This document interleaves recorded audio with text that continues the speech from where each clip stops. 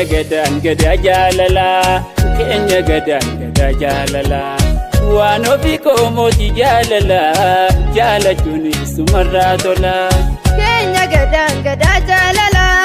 keenya gadaan gadaa jaalala waan ofii koomoti jaalala jaalachuun isumarraa tola haalli kee daranna tola yaa nabii diimaa walala olee bulee morma kee jala uufee darraan bahu jaalala situu namo'ee qalbii kooniru boonaa oromoo sanyii kootiru otoon siftee ani simbira qilleensa yaabee nufa simbira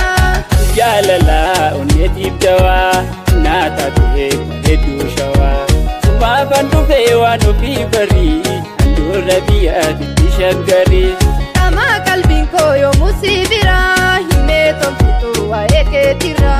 kan hin jaaladhu baha biifturra na hammaddume anu siftira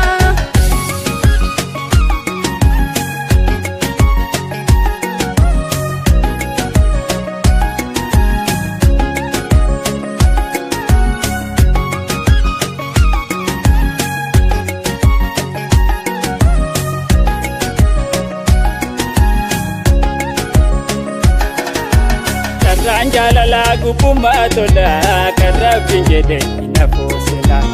an oromoodhaatis oromoo waan ofii koon waliin tola keessaana buustee boor jaalala dakeetuun ba'uu maltuna mala rafeetuun buluu ta'ettiin bulaan sobee dadhabee garaa jaalala yoo kan gubbaa dachee hanqatee otoo kan jalaan eeggabamte lubbuun hin dhabduu barwaan jaalattee keera gadaan na moggaafamte sabboon oromoo ilma abbaa gadaa eenyummaan kee anaafuu adda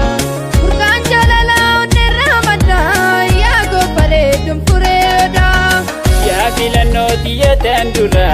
kootuu tuffadhu onnee kootuudha tamsaasni jaalalaa laphee keetirra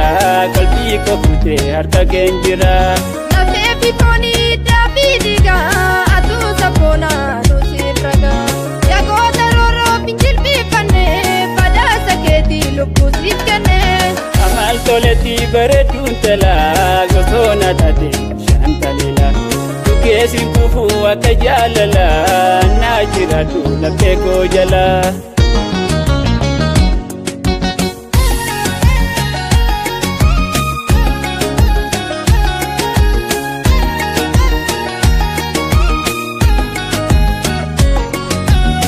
kan kamnu oromoo jala sirraa hin baree dura jaalala na kaayyadumee shurrubbaa jala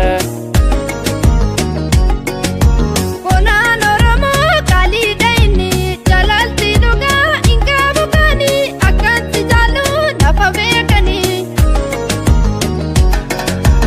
ijoollumarraa walii guddannee kennaa jaalalaa walii kennine turtee bultee tanii immoo boyne